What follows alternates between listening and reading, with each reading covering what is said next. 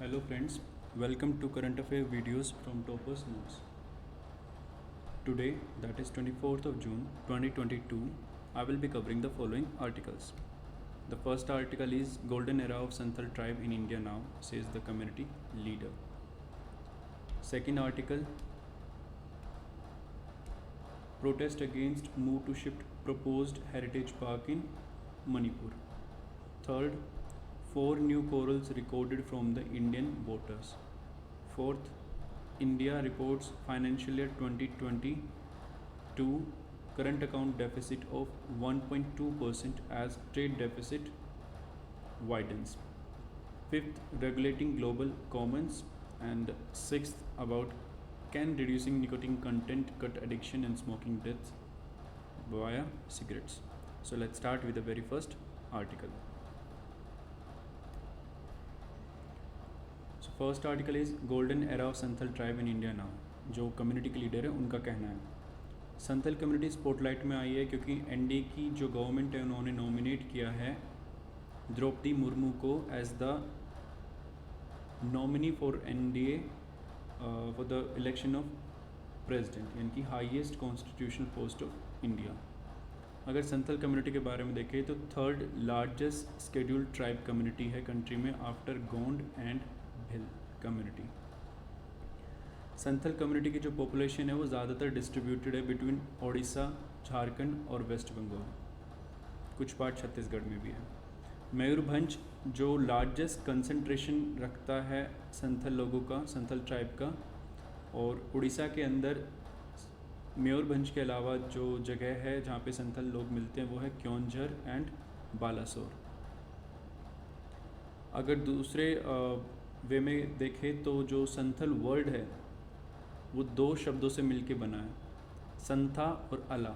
संथा का मतलब पीसफुल या काम, एंड अला का मतलब मैन, यानी कि कोई भी जो काम आदमी हो, एकदम शांत आदमी हो या पीसफुल व्यक्ति हो, तो उसको कहते हैं संथल. पास्ट में देखें तो संथल एक नोमैडिक लाइफ जीते थे और ग्रेजुअली वो सेटल डाउन हो गए इन द मेन स्ट्रीम. पहले वो छोटा नागपुर प्लेटू पे रहे थे, उसके बाद towards the end of 18th century migrate कर गए संथल परगनास में, बिहार में. वहाँ से वो माइग्रेट करके चले आए उड़ीसा में. कम्युनिटी लीडर का कहना है कि वो आज के टाइमिंग में उनके गोल्डन एरा में रह रहे हैं क्योंकि मिस मुर्मू, जो कि द्रौपदी मुर्मू उनका पूरा नाम है, पहली ट्राइबल वुमेन होंगी संथल कम्युनिटी से जो प्रेसिडेंट ऑफ इंडिया की पोस्ट पे जाएंगी. इसके अलावा करंट सीएजी वो भी संथल कम्युनिटी से है. झारखंड के मुख्यमंत्री वो भी संथल कम्युनिटी से हैं और कुछ यूनियन मिनिस्टर भी संथल कम्युनिटी से हैं, जिस बेसिस पे संथल कम्युनिटी या ट्राइब के लोगों ने, लीडर्स ने कहा है कि वो अपने गोल्डन एरा में है. अगर उनका लिटरेसी रेट देखें संथल कम्युनिटी का, तो लिटरेसी रेट काफ़ी ज़्यादा हाई है compare to other tribes in Orissa. जो संथल है वो सांथली भाषा बोलते हैं जिसकी स्क्रिप्ट है अलचिकी, और ये इन्वेंट की थी पंडित रघुनाथ मुर्मू ने. संथली जो स्क्रिप्ट है वो इंक्लूड की गई है 8th शेड्यूल ऑफ कॉन्स्टिट्यूशन में, और अलचिकी उसका मीडियम है इंस्ट्रक्शन का, और काफ़ी स्कूल्स में इसको पढ़ाया भी जाता है उड़ीसा स्टेट में. सो ये है overall about Santhal community. So this article is about कि प्रोटेस्ट हुई है against move to shift proposed heritage park in Manipur. जो पीपल है, लोग हैं living in villages surrounding the Keibul Lamjao national park Manipur have taken up the cudgels to ensure that कि government does not shift the proposed heritage park from the approved site, यानी कि जो approved site है उसकी जगह कहीं और पे शिफ्ट ना करे, इसके लिए वो प्रोटेस्ट कर रहे हैं. प्रपोज क्या किया गया है? Construction of a heritage park at a cost of 46 crore. एक कंस्ट्रक्शन करने की बात है 46 करोड़ कॉस्ट पे एक हेरिटेज पार्क को, जिसमें क्या होगा, construction of traditional thatched houses different communities के. उस पार्क में एक म्यूज़ियम बनेगा इंडियन नेशनल आर्मी का, क्योंकि वो उस एरिया में उसका भी काफ़ी सिग्निफिकेंस रहा है, which hosted the first Indian flag near the Loktak lake. और ये जो प्रपोजल है उसमें साइट चेंज होने की बात हो रही है, जिसके खिलाफ वहाँ के लोग प्रोटेस्ट कर रहे हैं. और अब केबुल लैमजाओ नेशनल पार्क के बारे में देखें तो जो स्टेट है कौन सा, मणिपुर में है, एरिया 40 स्क्वायर किलोमीटर के आसपास है। एनिमल्स कौन कौन से मिलते हैं इसमें, marble cat, Asian golden cat, Eld deer जिसको सांगाई डियर भी बोलते हैं या डांसिंग डियर भी बोलते हैं, और known for a rare floral species known as phumdis floating, जो कि फ्लोटिंग डिकम्पोज प्लांट मटेरियल पे उगती है। एक रेयर फ्लोरल स्पीशीज़ है, एक फूल है इसके नाम है फुमदिस। ये स्मॉलेस्ट नेशनल पार्क है मणिपुर डिस्ट्रिक्ट में, क्योंकि पूरा ही फ्लोटिंग नेशनल पार्क है।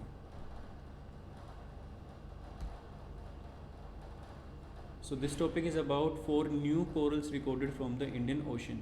साइंटिस्ट ने रिकॉर्ड किए हैं बेसिकली 4 स्पीशीज़ कोरल की, पहली बार इंडियन वाटर्स में से। ये ऐसी न्यू स्पीशीज़ है जो इससे पहले इंडियन वाटर्स में नहीं मिली थी।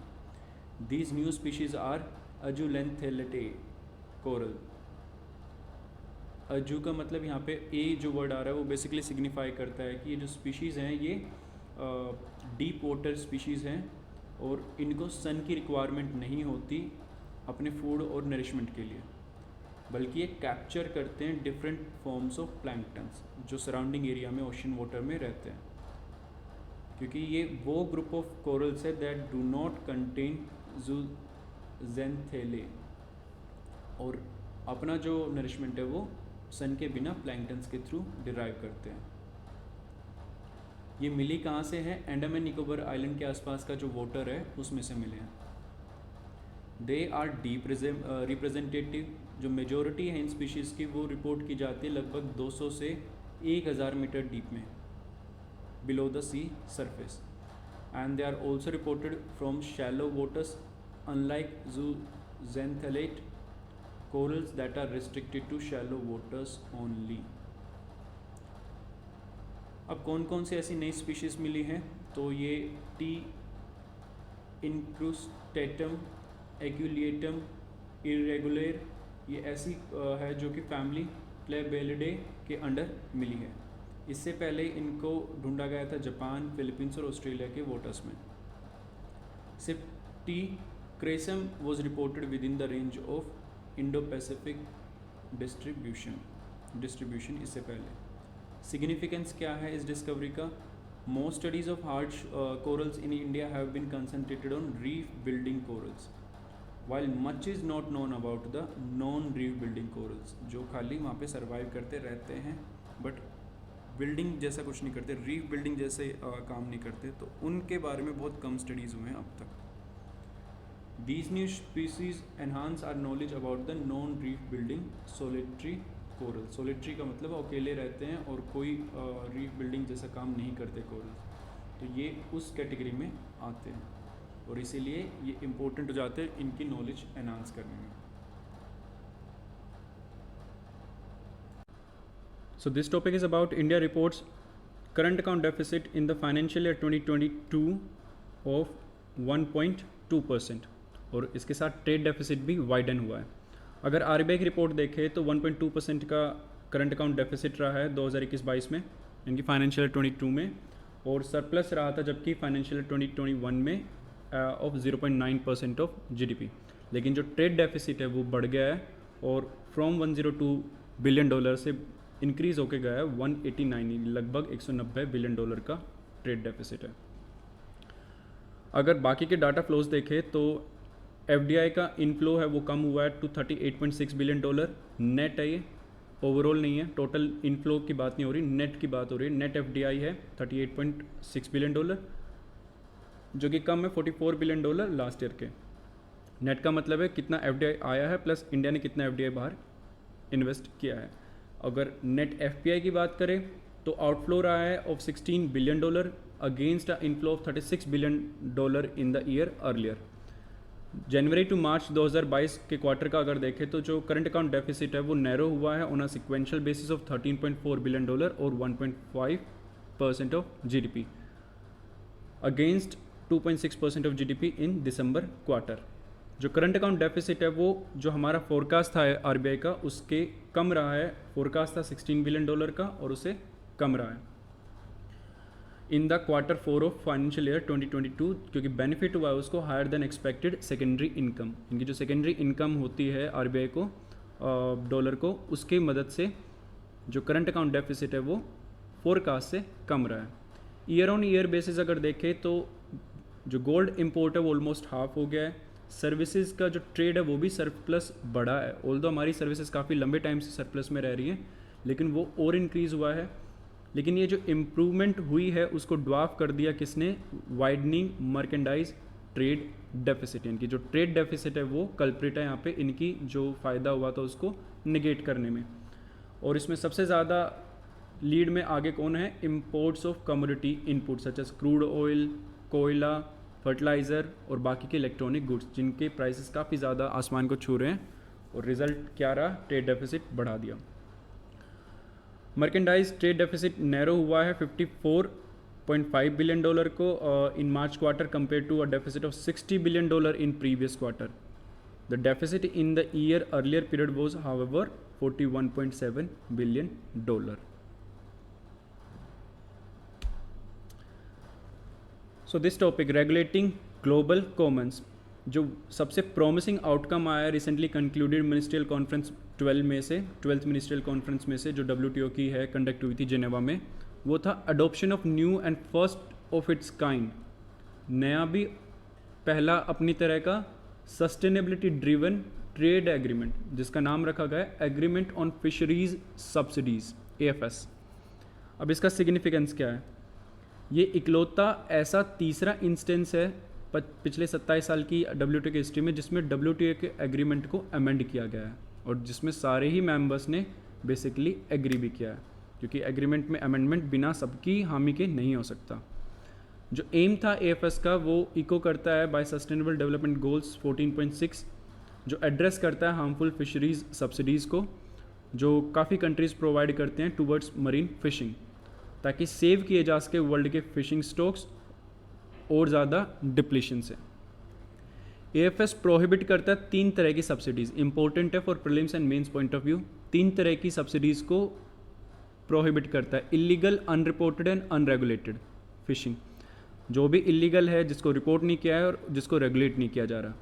दूसरा, fishing of already over exploited stocks, जितने भी ओवर एक्सप्लॉइटेड स्टॉक्स हैं फिशेज़ के, उनकी सब्सिडीज़ को प्रोहिबिट करना।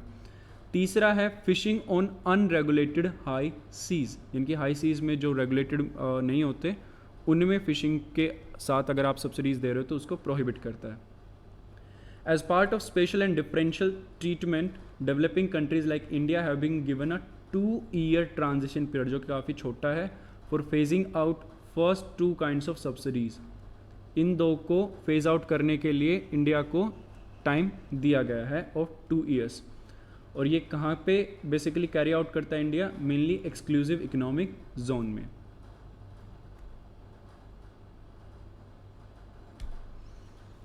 अब वीक पॉइंट्स क्या है और इंडिया का स्टैंड क्या रहा है? जो फाइनल नेगोशिएटेड आउटकम है, most crucially lacks much needed discipline on subsidies. कोई बहुत स्ट्रिंजेंट लॉज या स्ट्रिंजेंट प्रोविजंस नहीं दिए गए हैं फॉर फिशिंग की सब्सिडीज़ को लेके, and those that contribute to over capacity and over fishing, उनके ऊपर भी बहुत ज़्यादा कोई रेगुलेशन या कंट्रोल नहीं है, डिसिप्लिन ये एग्रीमेंट नहीं लाता है।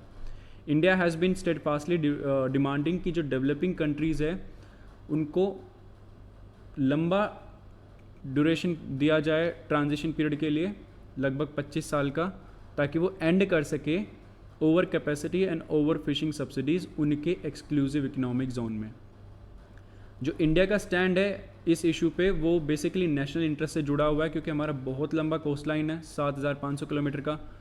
ब्लू इकोनॉमी के नए नए प्लान्स आ रहे हैं ताकि हम सस्टेनेबली यूज़ कर सकें ओशन के रिसोर्सेज को अपनी ग्रोथ के लिए, और ये बहुत इंपॉर्टेंट प्लेस रखता है जो इंडिया के ओवरऑल डेवलपमेंट ट्रेजेक्ट्री है उसमें एक इम्पोर्टेंट पिलर है। इंडिया ने टारगेट रखा हुआ है कि हम मरीन के जो प्रोडक्ट्स हैं उसको $14 बिलियन का एक्सपोर्ट करेंगे बाय 2025, जो कि काफ़ी सिग्निफिकेंट है। 10 India need a policy space कि अपने हिसाब से हम पॉलिसी को ट्विस्ट कर सके, सब्सिडी देनी है नहीं देनी, कितनी देनी, कब तक देनी, ये खुद का पॉलिसी स्पेस रहे, इसलिए इम्पोर्टेंट है इंडिया के लिए, ताकि अपने मरीन इंफ्रास्ट्रक्चर में हम कुछ इम्प्रूवमेंट ला सकें ताकि पूरा पोटेंशियल हार्नेस किया जा सके ब्लू इकोनॉमी का इंडियन ओशन में। मोरओवर जो इंडिया की नीड है लाइवलीहुड प्रोटेक्ट करना, ऐसे 4 मिलियन मरीन फार्मर्स का जो इस पर डिपेंड करते हैं, और ज़्यादातर ये स्मॉल स्केल है, आर्टिजनल फिशिंग करते हैं, and they does not pose any threat to sustainability of fishing. तो जो थ्रेट है वो बेसिकली बड़ी शिप और बड़े ऐसे लोगों से हैं जो ट्रोलर्स के ज़रिए डीप फिशिंग करते हैं और ज़्यादा अमाउंट में करते हैं। अब इंडिया के कंटेंशंस क्या हैं? इंडिया राइटली कंटेंट्स की जो WTO डिसिप्लिन है should not be developed in a manner that throttles emerging market के कोई भी जो गोल्स हैं और उनके पॉलिसी स्पेस है, जबकि वो रिचर कंट्रीज़ को continue to negotiate exemptions. Richer countries तो एग्जाम्पशंस पे एग्जाम्पशंस ले जा रहे हैं, इनडेफिनेट सब्सिडाइजेशन किए जा रहे हैं, एक्सक्लूजन किए जा रहे हैं, जो इनमें है नॉन स्पेसिफिक फ्यूल सब्सिडी दे देते हैं वो, जिसमें फ्यूल के बाद भी मतलब फिशिंग पर्पस के अलावा भी कोई अगर उनका एक्सपेंडिचर है तो उस पर भी वो सब्सिडी प्रोवाइड कर रहे हैं, जिससे जो उनका इंफ्रास्ट्रक्चर डेवलपमेंट है वो मैसिव स्केल पे हुआ है, और एज अ रिज़ल्ट उनको काफ़ी एडवांटेज है और वो बहुत ज़्यादा अमाउंट में फ़िशिंग रिसोर्सेज को हार्वेस्ट कर रहे हैं। लेकिन इंडिया को उतना स्पेस या डेवलपिंग कंट्रीज़ को उतना स्पेस नहीं दिया जा रहा। सो ये इंडिया का कंटेंशन रहा है ड्यूरिंग दिस, क्योंकि जो डेवलप्ड कंट्रीज़ हैं उन्होंने हिस्टोरिकली काफ़ी मैसिव सब्सिडीज़ प्रोवाइड की हैं लार्ज स्केल फिशिंग के लिए, जो कि डिस्टेंट वाटर या डीप सी वाटर में भी की जाती हैं, और उन्हीं की वजह से बेसिकली डिप्लीशन होता है। द शेयर नंबर अगर हम देखें, India provided subsidies worth $277 million in 2018 for fishing, जबकि जो टॉप 5 सब्सिडी देने वाले देश हैं China, EU, US, south Korea and Japan, उनकी सब्सिडी देखें तो 7,000 यानी कि 7 बिलियन से $2.5 बिलियन के आसपास है। जो लास्ट वाला नंबर है जापान, उसके भी हम 1/10 अमाउंट की सब्सिडी प्रोवाइड करते हैं या लेस देन दैट। तो बाय डिफ़ॉल्ट इनके जो फिशिंग की सब्सिडी है टॉप के 5 ऐसे देशों की, वो बहुत ज़्यादा है। हावेवर जो डिमांड है इंडिया के अंदर लॉन्ग ट्रांजिशन पीरियड की, वो एक्सेप्टेबल नहीं थी काफ़ी कंट्रीज़ को, जिन्होंने इंसिस्ट किया कि लगभग 7 साल का ऐसा पीरियड दिया जाए। कॉन्सिक्वेंटली जो WTO के मेंबर्स थे उन्होंने एग्री किया लिमिटेड AFS को, ताकि रेगुलेशन डिसिप्लिनिंग OCOF को जो कंट्रीज़ की सब्सिडीज़ है उनको रेगुलेट किया जाए, and have been pushed to the future, यानी कि इन जो डिसिप्लिनिंग है OCOF की सब्सिडीज़ है, इनके मैटर पे उन्होंने कहा कि चलो जितना हुआ उतने पे करते हैं, बाकी को फ्यूचर में पुश करते हैं, and are expected to be completed within 4 years। अगर नेगोशिएशन फेल हो जाती इन 4 साल में, तो जो AFS है विल स्टैंड टर्मिनेटेड, यानी कि जो AFS का एग्रीमेंट है वो टर्मिनेट हो जाएगा as provided under article 12 of this agreement. क्योंकि 4 साल का विंडो पीरियड है, उस तक तो ये तब तक तो ये एग्रीमेंट लागू रहेगा। अगर 4 साल के अंदर एक एग्रीमेंट नहीं आता है तो ये टर्मिनेट हो जाएगा। Meanwhile all countries can continue to provide OCOF subsidies including the developing countries like India, that is except for fishing into the unregulated high seas, यानी कि एक्सक्लूसिव इकोनॉमिक्स जोन में आप कितनी भी सब्सिडी प्रोवाइड कर सकते हैं इन 4 साल के दौरान, जब तक कोई एग्रीमेंट नहीं आ जाता, उस एक्सेप्ट अनरेगुलेटेड हाई सी में हैवी सब्सिडी, हैवी फिशिंग को छोड़ के। वे फॉरवर्ड क्या है? अगर सस्टेनेबिलिटी की बात करें तो कंट्रीज़ को आना पड़ेगा, ओवरकम करना पड़ेगा उनके डिफरेंसेस को, ताकि एक कॉम्प्रिहेंसिव एग्रीमेंट आ सके जिसमें इंक्लूड किया जाए मीनिंगफुल वेज सब्सिडीज़ के। Otherwise indefinite continuation of harmful subsidies by all players, क्योंकि धीरे धीरे सभी लोग सब्सिडीज़ बढ़ाने लग जाएंगे, तो ओवरऑल डैमेज तो एनवायरनमेंट का होगा। और जो वेपनाइजेशन है इस एग्रीमेंट का बाय दिस आर्टिकल कि टर्मिनेट हो जाएगा, और इस तरह के बार्गेनिंग चिप की तरह उसको यूज़ करना बाकी के नेगोशिएशन में गलत है, और ये चीज़ नहीं होनी चाहिए। अपना एक डिफरेंसेस को साइड में रख के कॉम्प्रिहेंसिव एग्रीमेंट पे उनको अराइव करना पड़ेगा। One balancing act could be to consider different ways to effectuate such flexibilities while accommodating the demands in the more targeted manner.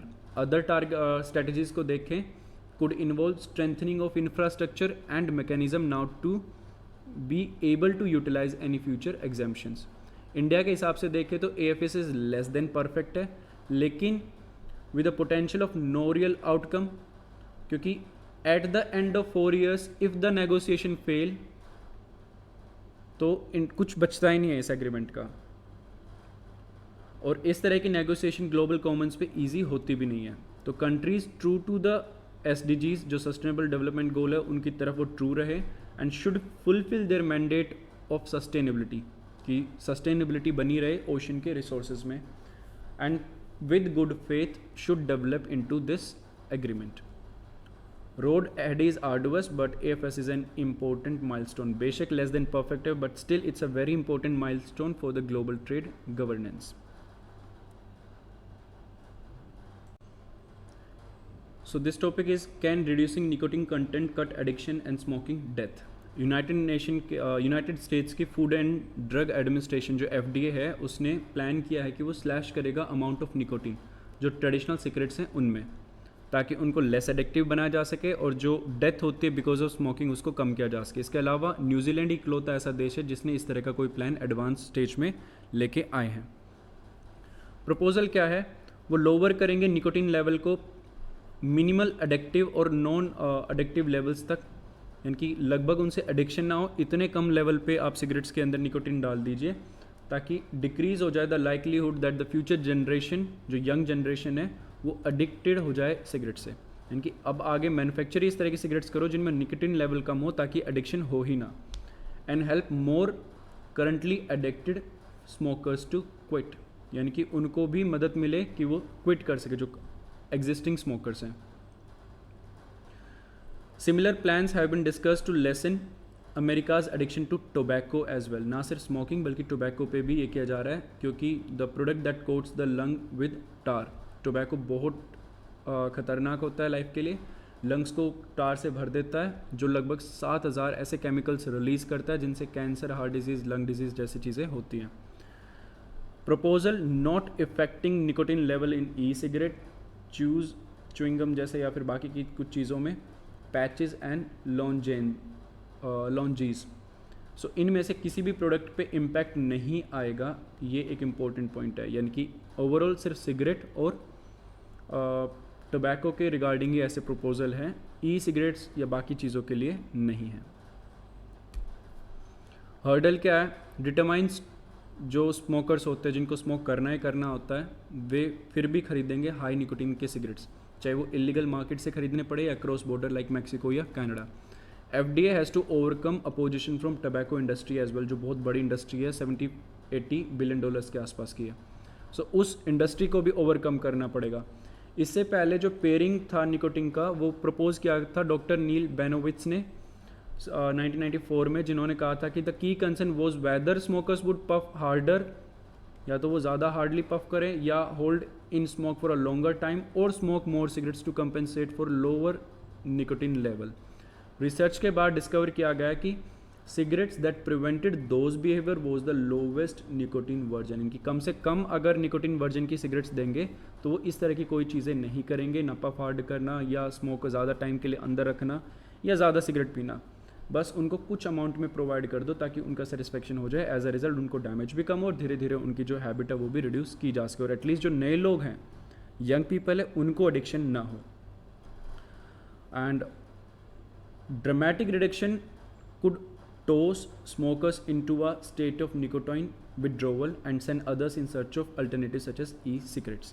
अगर ड्रामेटिक रिडक्शन करने की बात या कोशिश की गई तो शायद उसका रिजल्ट होगा कि निकोटीन विड्रॉल के सिम्टम्स आए उनको और अल्टरनेट्स की तरफ वो भागें। तो अवेलेबल ऑप्शन क्या है कि low nicotine cigarettes are already available to consumer, but एक लिमिटेड फैशन में रिसेंटली डिस्कवर भी की थी एक अमेरिकन कंपनी ने, बट उसको लिमिटेड ही वो चला रहे। But it's a way forward कि फ्यूचर में अगर निकोटीन लेवल ही कम कर दिया जाए या टोबैको के अंदर से टार का लेवल कम कर दिया जाए तो रिजल्ट होगा कि जो डिपेंडेंसी या एडिक्शन है वो रिड्यूस किया जा सकता है। It's a long term but a permanent solution to these two problems.